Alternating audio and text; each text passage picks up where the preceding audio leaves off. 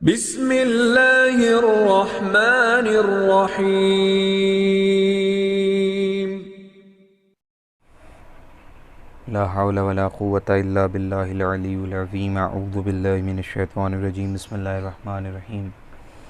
Rabbi इश्रह ली सदरी व यस्सिर ली अमरी वहलुल उक़दतम मिन लिसानी यफ़क़हू क़ौली। नाज़रीन सलामुन अलैकुम।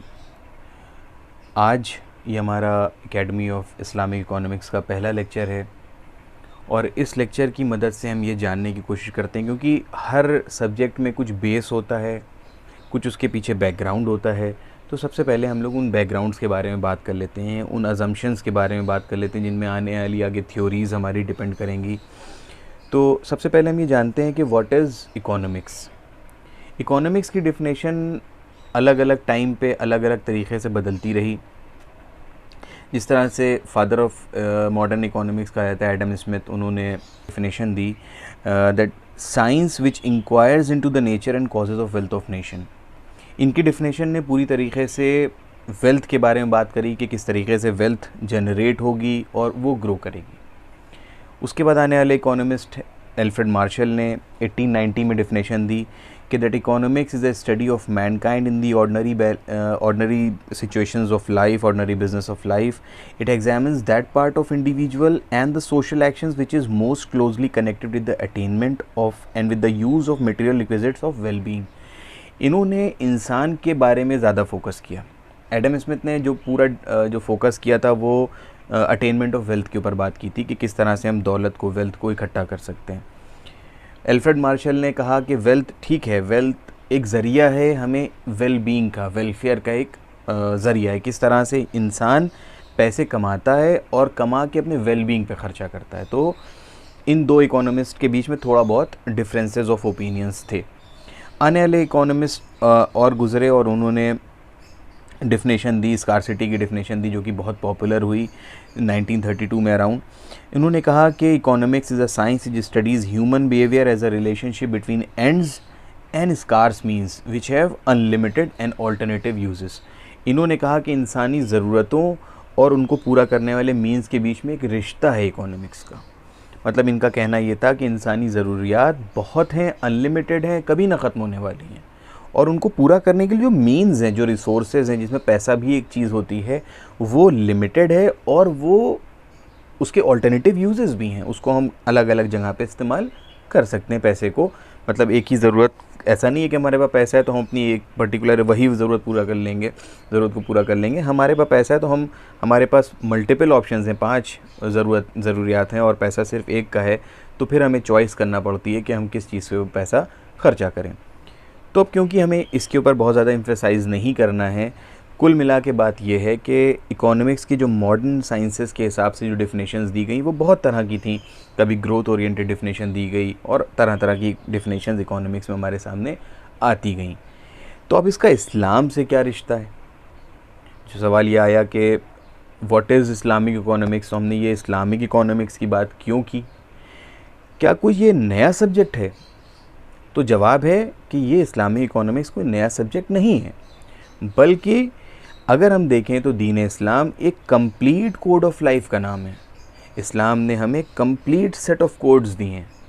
हमारे पास कोई चीज़ अधूरी नहीं है. हमारा दीन अल्हम्दुलिल्लाह कंप्लीट कोड ऑफ लाइफ है. अगर हम इसमें पूरी ज़िंदगी की हर एक छोटी से छोटी और बड़ी से बड़ी ज़रूरतें दीन इस्लाम पे चलते हुए पूरी कर सकते हैं. तो अब देखते हैं कि इस्लाम में क्या इकोनॉमिक्स पहले से थी या कुछ वक्त पहले से आई. तो देखते हैं अगर हम शरीयत की तरफ, तो बहुत सारे शरीयत के मसाइल हैं कि जो हम लोग रोज़मर्रा अपनी ज़िंदगी में अंडरटेक करते हैं, जो कि इकोनॉमिक्स से बहुत क्लोजली रिलेटेड है. बहुत सिंपल सी एक बात इकोनॉमिक्स से रिलेटेड याद रखिएगा कि दो तरह की इंसानी जो एक्टिविटीज़ होती हैं, जो इंसान करता है, वो दो तरह की चीज़ें होती हैं. एक होता है इकोनॉमिक एक्टिविटी, दूसरा होता है नॉन इकोनॉमिक एक्टिविटीज़.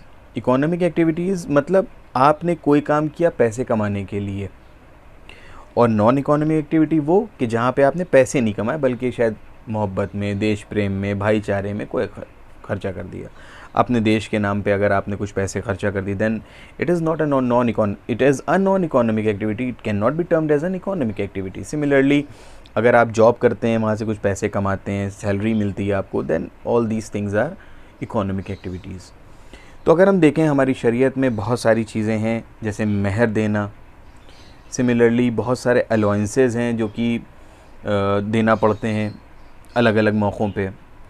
इसी तरीके से इनहेरिटेंस के लॉज़ हैं, विल के लॉज़ हैं, बहुत ट्रांजैक्शंस हैं जिसमें पार्टनरशिप के अलग अलग उसूल हैं जो कि मुकर्रर हैं कि किस तरह से पार्टनरशिप में क्या एग्रीमेंट्स रहेंगे। इसी तरीके से वफ़ के बहुत सारे क़ानून हैं। अगर हम देखें तो हम अक्सर लोन लेते भी हैं और लोन देते भी हैं। बैंक से अगर हम लोन लेते हैं तो हमें इंटरेस्ट देना पड़ता है। अल्हम्दुलिल्लाह हम लोग इंटरेस्ट लेते नहीं हैं, क्योंकि हमारी शरीयत में कुल्लन हराम है रिबा।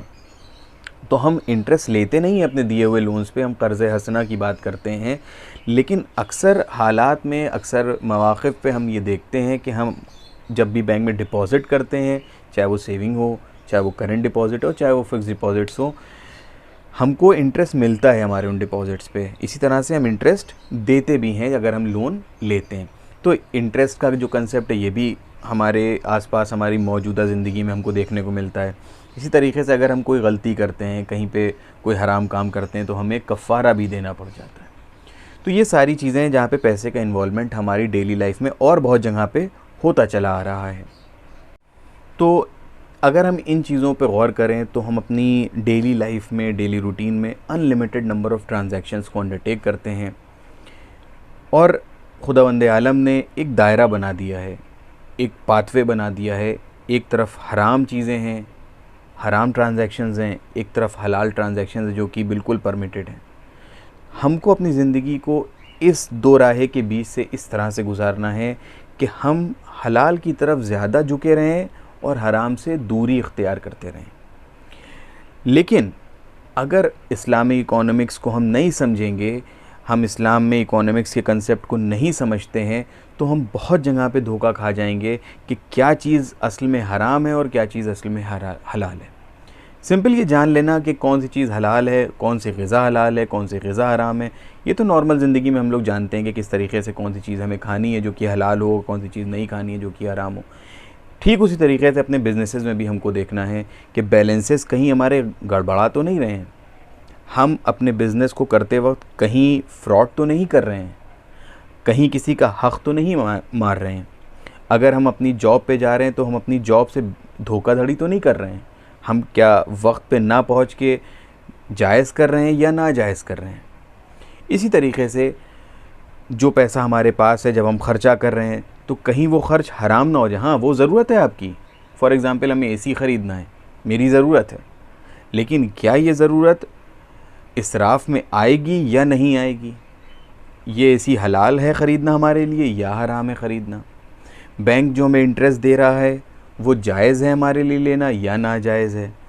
ऐसे बहुत सारे सवालात हैं जिनको proper study of economics, Islamic economy की प्रॉपर स्टडी के बाद ही हम जान पाएंगे कि क्या जो काम हम कर रहे हैं, जो इकोनॉमिक ट्रांजैक्शन, इकोनॉमिक एक्टिविटीज़ हम अंडरटेक कर रहे हैं, वो हराम है या वो हलाल हैं, वो खुदा की खुशनुदी के लिए है या वो खुदा की रज़ा से अपोज़िट कोई काम कर रहे हैं जिससे कि हम गुनाह के हामिल हो रहे हैं।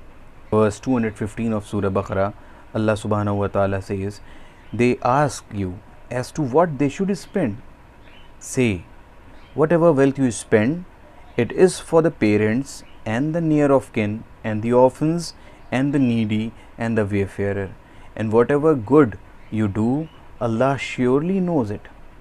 Similarly, if you see verse number 38 of Surah Rum, it says, then give to the near of kin his due, and to the needy and the wayfarer. This is the best for those who desire Allah's pleasure, and these it is who are successful. इसी तरीके की बहुत सारी और आयत मौजूद हैं जहाँ पे अल्लाह सुब्हानहू व तआला हमसे ये बताना चाह रहा है और ये बता रहा है, ये हुक्म है कि हमें अपने पैसे को किस तरह से ख़र्च करना है। क्योंकि जो पैसा अल्लाह ने हमको अता किया है, ये पैसा, इस पैसे के सिर्फ हम एक एजेंट हैं। ये पैसा हमें खुदा की रज़ा से ही खर्च करना है और उसके उन क़वानीन की मदद से उन क़वानीन के तहत ख़र्चा करना है जो खुदा ने इरशाद फरमाए। तो अगर हम इन इरशादात को नज़रअंदाज करते हुए अपने पैसे को अपना मानते हुए ख़र्चा कर देंगे तो ज़ाहिरन हम गलत कर रहे हैं, खुदा के उन अहकामात से अपोजिट काम कर रहे हैं। ये तो डिस्ट्रीब्यूशन ऑफ इनकम की बात हो गई। तो अगर हम देखें कि एक नॉर्मल बिज़नेस हम अंडरटेक कर रहे हैं, एक पार्टनरशिप हम अपने दोस्त के साथ करते हैं, कुछ पैसा वो लगाता है, कुछ पैसा बिज़नेस में इन्वेस्ट हम करते हैं, तो जस्टिस का जो बेसिस है, जो शरीयत का क़ानून है, वो क्या कहता है कि you have to distribute your profit unless and until it is specified. तो profit will be distributed on the basis of capital, जितना जिसने मेहनत की उसके बेसिस पे उसको कैपिटल मिल जाएगी। तो यहाँ पे हमने जो भी क़ानून अप्लाई किया वो शरीयत का क़ानून था, तो हमने जो कुछ किया वो खुदा की रज़ा के लिए किया। सिमिलरली बहुत जगह पे ये बात सामने आई कि कभी भी कोई मज़दूर से अगर हम कोई काम लेते हैं तो उसके पसीने को सूख जाने से पहले हम उसको उसकी उजरत दे दें। मीन्स यहाँ पे भी हम किसी का हक़ ना मारें, इतना डिले ना कर दें किसी के पेमेंट को, या इतना कम ना कर दें। अगर हम इसके बारे में और रिसर्च आगे हम लोग लेक्चर्स में बात करेंगे कि अगर किसी भी हमने इंडिविजुअल से उसकी मेहनत ली है और उसको पेमेंट करने में हम बहुत टाइम लगाते हैं, या उसके पेमेंट उसकी मार्जिनल यूटिलिटी के बराबर नहीं निकलता है, उसकी मेहनत के बराबर उसको हम उसकी पैसा नहीं देते हैं, रेम्यूनरेशन नहीं देते हैं, तो कहीं ना कहीं हम गैर आदिलाना काम कर रहे हैं। और गैर आदिलाना सिफत खुदा वहदहुल्ला शरीक की नहीं है। तो इसीलिए अगर हम इन तमाम इकोनॉमिक ट्रांजैक्शंस को, इन इकोनॉमिक एक्टिविटीज़ को इस्लाम के एक पहलू में, इस्लाम के एक आइडियोलॉजी में सेट करके देखेंगे, अगर इस्लाम के दायरे में ये सारे ट्रांजैक्शन हम अंडरटेक करेंगे, तो विद नो डाउट हम अपने ट्रांजैक्शंस करते वक्त भी खुदा की रज़ा को हासिल कर रहे होंगे, हम अपने ट्रांजैक्शंस करते वक्त भी खुदा की क़ुर्बत हासिल कर रहे होंगे, हम अपने ट्रांजैक्शंस करके भी इबादत कर रहे होंगे। हम इन इबादत के सिले में अपनी आक़िबत को सुधार लेंगे और इंशाअल्लाह एक इलाही ज़िंदगी और एक इलाही घराने को सेटअप करने में ये मददगार साबित होगा। शुक्रिया।